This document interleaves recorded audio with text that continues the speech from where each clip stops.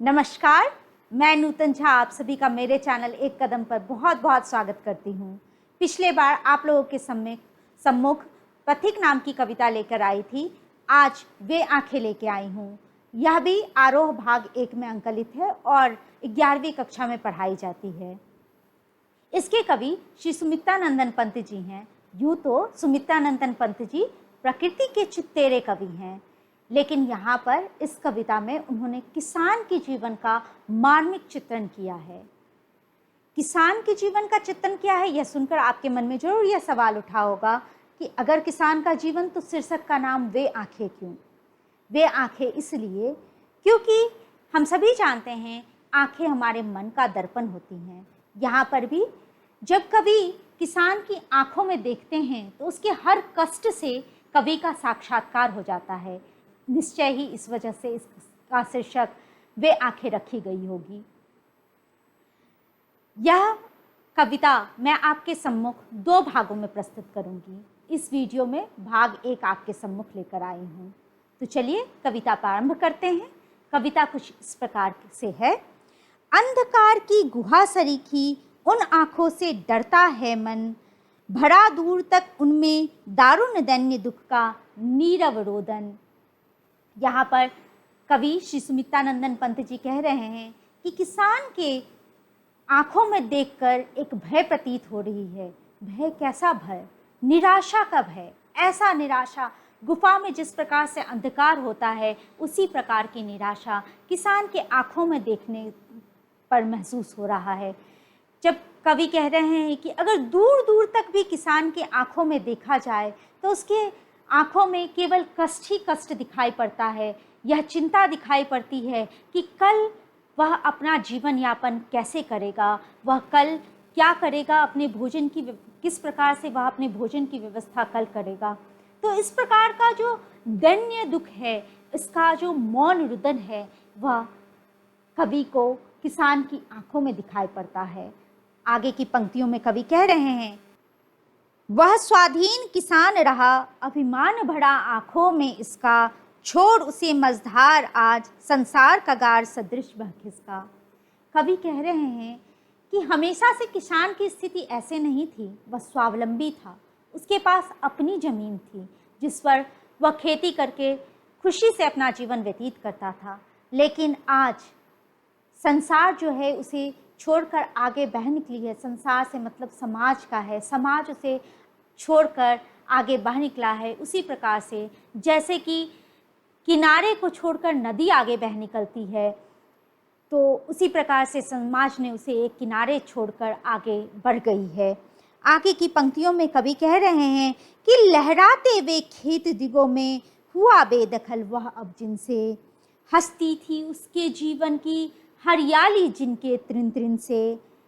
यहाँ पे सुमित्रानंदन पंत जी कह रहे हैं कि किसान के अब इस कष्टकारी समय में उसके आंखों के सामने बार बार वही चित्र आ रहा है जिस समय पर कि उसके खेतों में फसल लहलहाते रहते थे और उस लहलहाते फसल से उसके जीवन की खुशहाली बनी रहती थी।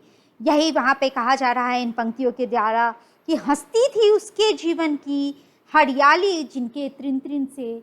उसकी खुशियाँ उस खेत के तिनके तिनकों से तिनकों में थी, तिनकों में थी, फसलों में थी। वह अब जो है सो जमींदारों ने उस पर कब्जा कर लिया हुआ है, वह अब उससे बेदखल हो चुका है। अब वह आंखों में ही लहलहा रहा है। इन पंक्तियों के द्वारा यहाँ पे सुमित्रानंदन पंत जी ने बड़े ही मार्मिक ढंग से किसान के जीवन का चित्रण किया है। आगे की पंक्तियों में श्री सुमित्रानंदन पंत जी कह रहे हैं, आंखों ही में घूमा करता वह उसकी आंखों का तारा, कारकुनों की लाठी से जो गया जवानी ही में मारा। इन पंक्तियों में श्री सुमित्रानंदन पंत जी ने दिखाया है कि किस प्रकार से जमींदार किसानों का शोषण करते थे। जो शोषण की जो चरम सीमा थी वह किस प्रकार की थी, कितनी मार्मिक थी, वह आप इन पंक्तियों में समझ सकते हैं। इसमें कह रहे हैं कि किसान के आगे उसके आंखों का तारा, मतलब उसका जो पुत्र है वह अब उसके आंखों के सामने ही घूमा कर रहा है, क्योंकि कारकुनों की लाठी से वह पीट पीट कर मारा जा चुका है। कारकुन जो होते हैं वो महाजन के लोग होते हैं जो पैसा वसूली का काम करते हैं। किसान समय पर पैसा नहीं चुका पाता है या किसी अन्य परिस्थितिवश भी जो कारकुन थे, जो महाजन के लोग थे, वो उसके पुत्र को लाठियों से पीट पीट कर उसके पुत्र की हत्या कर डालते हैं। इसलिए वह अब उसकी आंखों का तारा बस उसके आंखों के सामने ही नाचा करता है। आगे की पंक्तियों में मार्मिक वेदना का चित्रण किसान की वेदना का चित्रण करते हुए कवि कहते हैं, बिका दिया घर द्वार महाजन ने न ब्याज की कौड़ी छोड़ी, रहड़ा आंखों में चुभती कुर्क हुई बर्दों की जोड़ी। कवि कह रहे हैं इतने पे भी महाजन को, जमींदार को दया नहीं आई। उसने किसान की स्थायी संपत्ति जो उसका जमीन था उसको भी बिकवा दिया। किसान को इससे भी ज़्यादा चुभती है जो उसकी नीलाम हो गई हुई बर्दों की जोड़ी है। वह बर्दों से यहाँ पर बैल कहने का तात्पर्य है। जो बैलों की जोड़ी होती है वह किसान के लिए जीवन यापन का साधन होती है। उसी के द्वारा किसान खेत में हल चलाता है, फसल उपजाता है, तो वह उसके लिए बहुत ही बड़ी संपत्ति होती है। महाजनों ने वह भी उसका नीलाम करवा दिया, कुर्क करवा दिया, नीलाम करवा दिया। इस प्रकार की बात उसके आंखों में बहुत चुभ रही है, किसान के हृदय को बहुत वेदना दे रही है। आगे की पंक्तियों में कवि कह रहे हैं, उजरी उसके सिवा किसे कपास दुहाने आने देती, आह आंखों में नाचा करती, उजड़ गई जो सुख की खेती।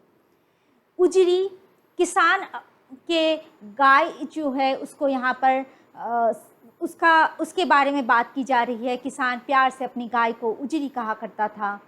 तो यहाँ पर उसकी याद किसान को आती है और वह कहता है, वह याद करता है कि वह गाय उसके अलावे किसी और को कहाँ पास आने देती थी दुहाने के लिए, केवल वही था जिसको वह अपने समीप आने दिया करती थी। आह आँखों में नाचा करती।